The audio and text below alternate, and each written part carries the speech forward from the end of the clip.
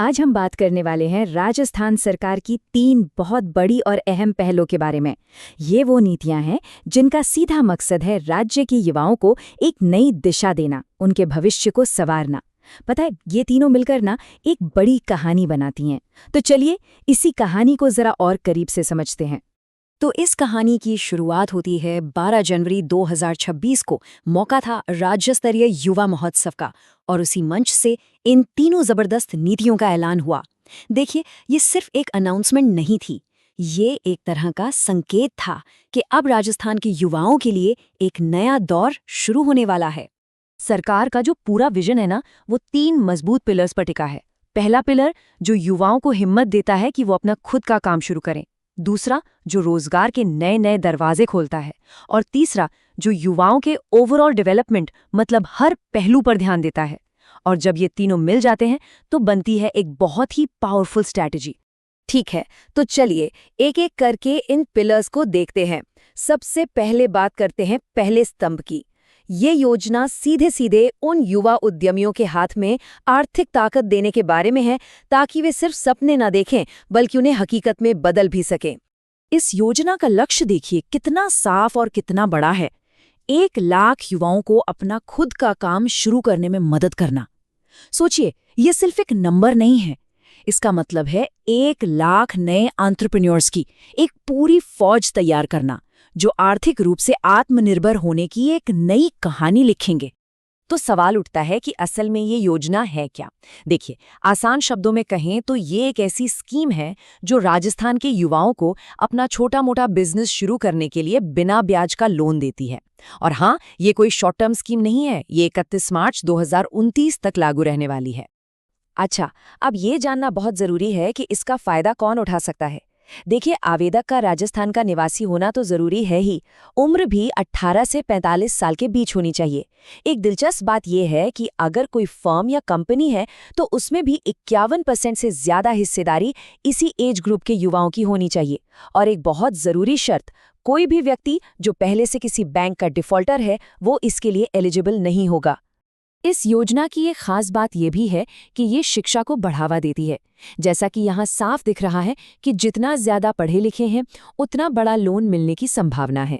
मिसाल के तौर पर एक ग्रेजुएट युवा मैन्युफैक्चरिंग यूनिट के लिए 10 लाख तक का लोन ले सकता है, जबकि 12वीं पास के लिए ये लिमिट 7.5 लाख है। तो बात सिर्फ लोन की नहीं है, ये एक पूरा का पूरा फाइनेंशियल सपोर्ट पैकेज है। लोन तो इंटरेस्ट फ्री है ही, साथ में सरकार 10% ब्याज की भरपाई भी करती है। और तो और CGTMSE फीस भी सरकारी कवर करती है। अब ये CGTMSE फीस क्या है? ये एक तरह की गारंटी होती है जो सरकार बैंकों को देती है ताकि वो छोटे उद्यमियों को बिना किसी झिझक के लोन दे सकें। ये छोटे बिजनेस के लिए बहुत बड़ी राहत है। चलिए अब आगे बढ़ते हैं और दूसरे स्तंभ पर आते हैं।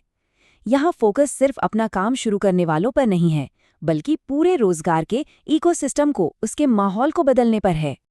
और इस नीति का जो सबसे बड़ा और सबसे अहम नंबर है वो है 5 लाख। जी हाँ, मार्च 2029 तक 5 लाख नए रोजगार के अवसर पैदा करने का लक्ष्य रखा गया है। ये वाकई में एक बहुत बड़ा टारगेट है जो राज्य की अर्थव्यवस्था की पूरी तस्वीर बदल सकता है। लेकिन ये समझना जरूरी है कि ये नीति सिर्फ गिनती की नौकरियां देने के बारे में नहीं है। इसका असली मकसद, इसकी आत्मा युवाओं को ऐसे स्किल्स सिखाने में है, ऐसे हुनर देने में है जिससे वे आत्मनिर्भर बन सकें, चाहे वे कहीं नौकरी करें या फिर खुद का कुछ शुरू करें। और इसे लागू करने का तरीका भी एकदम मॉडर्न है। एक नया AI बेस्ड डिजिटल पोर्टल जिसका नाम होगा FEMS 2.0 बनाया जाएगा।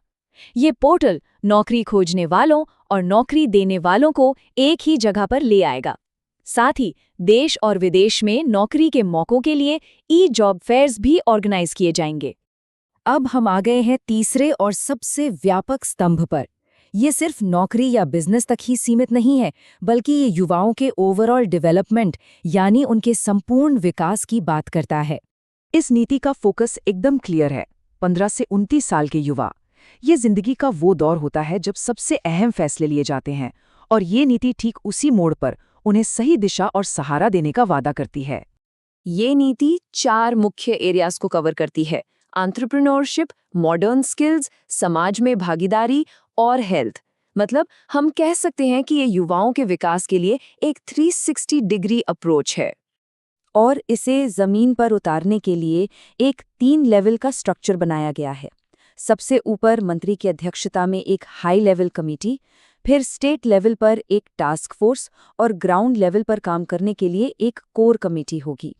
तो इन तीनों नीतियों का निचोड़ क्या है? अगर हम इन सबको मिलाकर देखें तो जो एक बड़ी तस्वीर उभरती है वो है एक बहुत बड़े बदलाव की, एक ऐसी सोच की जो युवाओं की भूमिका को पूरी तरह से बदलना चाहती है।